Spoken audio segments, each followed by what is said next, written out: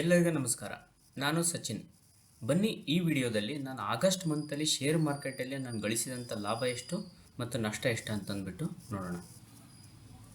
August month profit and loss statement ಇಲ್ಲಿ open ಮಾಡಿದ್ದೀನಿ. ಇದರಲ್ಲಿ ನೀವು ಅಬ್ಸರ್ವ್ ಮಾಡಿದ್ರಿ ಅಂತಂದರೆ ಆಗಸ್ಟ್ ಮಂತಲ್ಲಿ ನನಗೆ ಟೋಟಲ್ ಆಗಿರೋಂಥ ಪ್ರಾಫಿಟ್ಟು ಓನ್ಲಿ 800 ರುಪೀಸು. ಅದರಲ್ಲಿ ನಾನು ಟೋಟಲ್ ಪೇ ಮಾಡಿರೋ ಚಾರ್ಜಸ್ಸು 2500 ರುಪೀಸು. ಸೊ ಅದಕ್ಕೋಸ್ಕರ ನನ್ನ ಟೋಟಲ್ ಲಾಸಲ್ಲಿ ಆಗಿರೋದು 1700. ಇದು ಮೇನ್ ರೀಸನ್ ಏನು ಅಂತಂದರೆ 1700 ರೂಪಾಯಿ ಲಾಸಸ್ಸಿಗೆ ಇಲ್ಲಿ ನೋಡ್ಬೋದು. ಆನ್ ಸೆಕೆಂಡ್ ಏನಾಗಿದೆ ಅಂತಂದರೆ ನನಗೊಂದು ಆಪ್ಷನ್ ಇದರಲ್ಲಿ ನಿಯರ್ಲಿ 11,500 ರುಪೀಸ್ ಲಾಸಸ್ ಆಗಿದೆ. ಇದರಲ್ಲಿ ನಾನು ಓನ್ಲಿ 5,000 ರುಪೀಸ್ ಲಾಸಸ್ ಆಗಬೇಕಿತ್ತು. ಇದು ಒಂದರ ನೆಕ್ಸ್ಟ್ ಇನ್ನೊಂದು ದಿನವೂ ನನಗೆ ಸಡನ್ನಾಗಿ ಏನಾಗ್ತದೆ ಮಾರ್ಕೆಟಲ್ಲಿ ಫಾಲ್ ಆಯಿತು, ಅದರಿಂದ ಒಂದು 11,000 ರುಪೀಸ್ ಲಾಸಸ್ ಆಗಿದೆ. ಇಲ್ಲೇ ನಾನು ಸ್ಟಾರ್ಟಿಂಗ್ 7 ಡೇಸಲ್ಲೇ ನಿಯರ್ಲಿ ನನಗೆ 25,000 to 26,000 ರುಪೀಸ್ ಲಾಸಸ್ ಆಗಿತ್ತು. ಅದನಂತರ ನಾನು ಈಸಿಯಾಗಿ ಅದನ್ನ ಒಂದು 26,000 ರುಪೀಸ್ ರಿಕವರ್ ಆಗಿದೆ. ಆಮೇಲೆ ಇನ್ನೊಂದು 600 ರುಪೀಸ್ ಪ್ರಾಫಿಟ್ ಕೂಡ ಆಗಿದೆ ಆನ್ 8th. ಅದೆಲ್ಲ ಓವರ್ ಆಲ್ ಸೇರಿಬಿಟ್ಟು ನನಗೆ ಟೋಟಲ್ಲು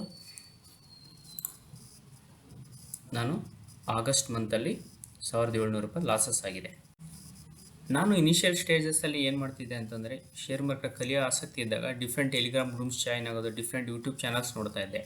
ಅದೆಲ್ಲ ನೋಡಿದ ನಂತರ ಎಷ್ಟೋ ದಿನ ಆದಮೇಲೆ ನನಗೆ ಗೊತ್ತಾಗಿದೆ ಏನು ಅಂತಂದರೆ ಅವರು ಪ್ರಾಫಿಟ್ ಆಗಿದ್ದು ಮಾತ್ರ ತೋರಿಸ್ತಾರೆ, ಲಾಸಸ್ ಎಂದು ತೋರ್ಸೋಕ್ಕೆ ಹೋಗೋದಿಲ್ಲ. ಅದರಿಂದ ಜನರಿಗೆ ಏನಾಗ್ತಾರೆ ಅಂತಂದರೆ ಓಕೆ ಶೇರ್ ಮಾರ್ಕೆಟ್ ಬರೀ ಲಾಭ ಆಗುತ್ತೆ, ನಷ್ಟ ಎಂದೂ ಆಗೋದಿಲ್ಲ, ಆ ರೀತಿ ಮೈಂಡ್ಸೆಟ್ ಬೆಳೆಯುತ್ತೆ. ಸೊ ಅದಕ್ಕೋಸ್ಕರ ನಾನು ಈ ಯೂಟ್ಯೂಬ್ ಚಾನಲ್ ಸ್ಟಾರ್ಟ್ ಮಾಡೋಕ್ಕೆ ಉದ್ದೇಶ ಅದೇ ಆಗಿತ್ತು. ಜನರಿಗೆ ಶೇರ್ ಮಾರ್ಕೆಟ್ ಎರಡೂ ಫೇಸ್ ತೋರಿಸೋಣ, ಒಂದು ನೆಗೆಟಿವ್ ಇರುತ್ತೆ, ಒಂದು ಪಾಸಿಟಿವ್ ಇರುತ್ತೆ.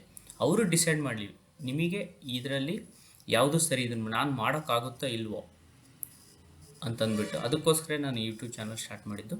ಇದರಲ್ಲಿ ನೋಡಿ ಇವತ್ತು ನನಗೆ ಲಾಸಸ್ ಕೂಡ ಆಗಿದೆ ಲಾಸ್ಟ್ ಮಂತಲ್ಲಿ. ಇವನ್ ಅದು ಪ್ರೀವಿಯಸ್ 3 ಮಂತ್ಸ್ ನನಗೆ ಪ್ರಾಫಿಟ್ ಕೂಡ ಆಯಿತು. ಅದು ಮೋರ್ ದ್ಯಾನ್ 1 lakh ರುಪೀಸ್ ನಾನು ಆಲ್ರೆಡಿ ಇಯರಲ್ಲಿ ನನಗೆ ಪ್ರಾಫಿಟ್ ಆಗಿದೆ. ಈ ಮಂತ್ ಇದು ಲಾಸಸ್ ಆಗಿದೆ. It is fine. ನಾನು ಎಷ್ಟು ಲಾಸ್ ಮಾಡ್ತೀನಿ ಇನ್ನೂ 2-3 ಮಂತ್ಸ್ ನನಗೆ ಲಾಸಸ್ ಆಗ್ಬೋದು. ಆದರೆ ಆ ಲಾಸಸ್ಸು ನಾವು ಏನು ಪ್ರಾಫಿಟ್ ಮಾಡಿದ್ವಲ್ಲ ಅದಕ್ಕಿಂತ ಜಾಸ್ತಿ ಆಗಿರ್ಬೋದು. ಓಕೆ, ನಾವು ಲಾಸಸ್ ಎಷ್ಟು ಕಡಿಮೆ ಆಗುತ್ತೋ ಅಷ್ಟು ಕಡಿಮೆ ಮಾಡಬೇಕು. ಇದೇ ರೀತಿ ನನಗೆ 1700 ರೂಪಾಯಿ ಈ ಮಂತಲ್ಲಿ ಲಾಸಸ್ ಆಗಿದೆ. ಇದೇ ರೀತಿ ನಾನು ಇನ್ನೂ 10 ಮಂತ್ಸ್ ಲಾಸಸ್ ಮಾಡಿದ್ರು ಕೂಡ at the end of the year I will be profitable trader. ಯಾವಾಗಲೂ ನೀವು ಸ್ಟಾಪ್ ಲಾಸಲ್ಲಿ ನೀವೇನಾದ್ರು ರಿಸ್ಕ್ ಕಟ್ ಮಾಡೋ ನೀವು ಕಲ್ತ್ಕೊಂಡ್ರಿ ಅಂತಂದರೆ easily you can become a profitable trader. ಅದಕ್ಕೋಸ್ಕರ ನಾನು ಎಲ್ಲ ವೀಡಿಯೋದಲ್ಲಿ ಫೋಕಸ್ ಮಾಡೋದು ರಿಸ್ಕ್ ಟು ರಿವಾರ್ಡ್ ಬಗ್ಗೆ.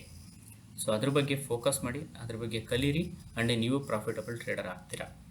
ಇದೇ ಥರದ ವಿಡಿಯೋ ಮಾಡೋಕ್ಕೆ ನಾನು ಪ್ರೋತ್ಸಾಹ ಸಿಗುತ್ತೆ. ವಿಡಿಯೋ ಇಷ್ಟ ಆಗಿದ್ದರೆ ಲೈಕ್ ಮಾಡಿ ಮತ್ತು ನಿಮ್ಮ ಫ್ರೆಂಡ್ಸ್ ಜೊತೆ ಶೇರ್ ಮಾಡಿ. ಧನ್ಯವಾದಗಳು.